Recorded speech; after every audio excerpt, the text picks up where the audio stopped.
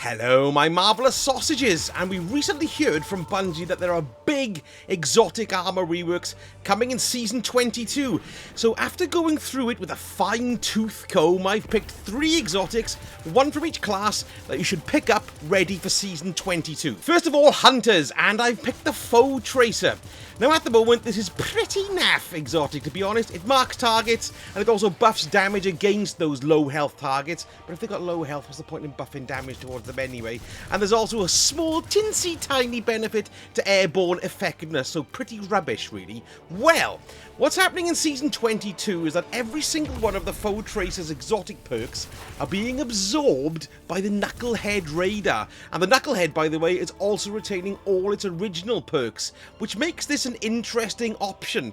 But the Foe Tracer will be receiving a brand new suite of exotic perks. So, firstly, when you deal damage with any of your abilities, you gain a damage bonus to weapons that match your subclass type. So for example, if you're Void and you throw a smoke grenade and you damage a few targets, then if you shoot them with a Void weapon, that damage will be buffed. This is good, but this is not the best bit. When you defeat an enemy that you've already damaged with one of your abilities with either a weapon that matches your subclass type or with another one of your abilities, you will create a collectible object such as the Void Breach or the Ionic Trace or the Fire Spikes. So, give you an example, you damage an enemy with a Void Smoke Bomb, you then shoot and kill them with a Void weapon, and then you'll create a Void Breach. Or if you kill them with another ability, you'll create a Void Breach. This is going to be excellent, particularly if you tie it in with some of the fragments too.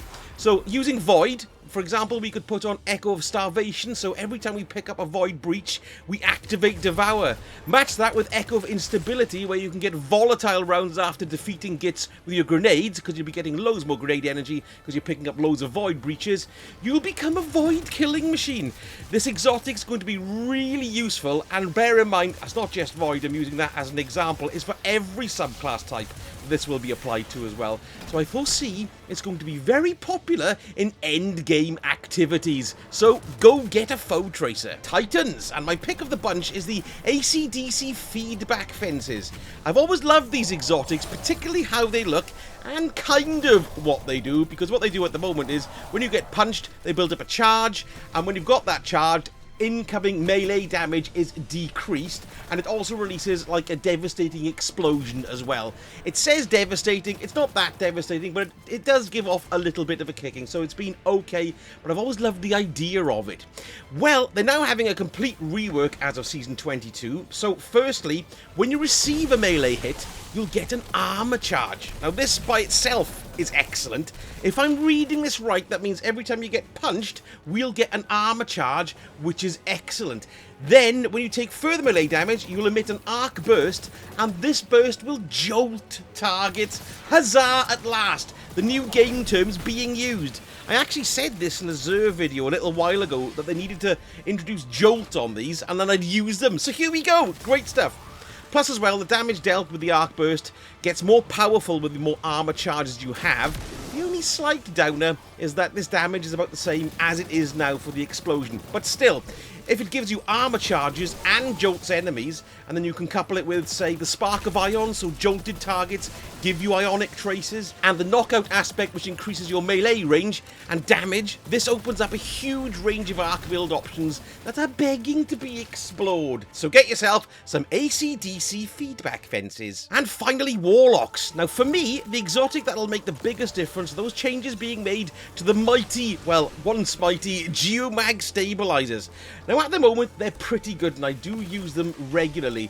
When you damage somebody with your Chaos Reach, you extend the duration of the Chaos Reach, which is all well and good.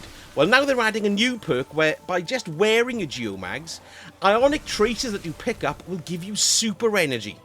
Now, how good this is going to be does depend on how much super energy these Ionic Traces will give you, but either way, it will lead to much more uptime of my favourite Guardian super.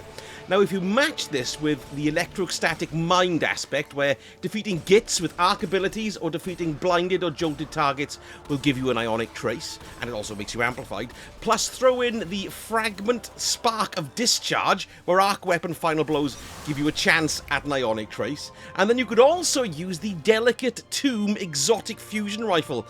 That also gives you exotic traces as well. Combine all these together, you can see us having a huge uptime on your chaos reach, and that means massive kickings and also plenty of the best looking super in the game. Now remember, it's now easier than ever to get your exotic armor because of the playlists dropping exotic engrams.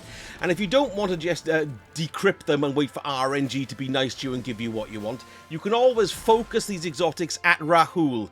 Although it does cost quite a bit, it'll cost you the exotic engram, 60,000 glimmer, 3 ascendant shards, and an exotic cipher. But when you get the roll that you want, it's going to be worth it and you'll wear them all the time. Don't forget to put on a ghost mod to focus the stats that you want when you're getting this exotic as well. Little tip for you there. Now, there were other exotics that were having a big overhaul, but I think these are the 3 that I'll certainly be trying out and making builds around. Let me know in the comments what you think, or if some other exotic buff really tweaks your interest. I'll leave a link to the Bungie article in the description so you can go and have a look. And if you did enjoy the vid, as always, a like really helps it out. And if you want to see more vids of my, well, creation, I don't know, my brain farted then, you can always subscribe and hit the notification bell as well. And you'll know the next time I splap one out. Thank you so much for watching, and I shall speak to you all again very soon. Sausage?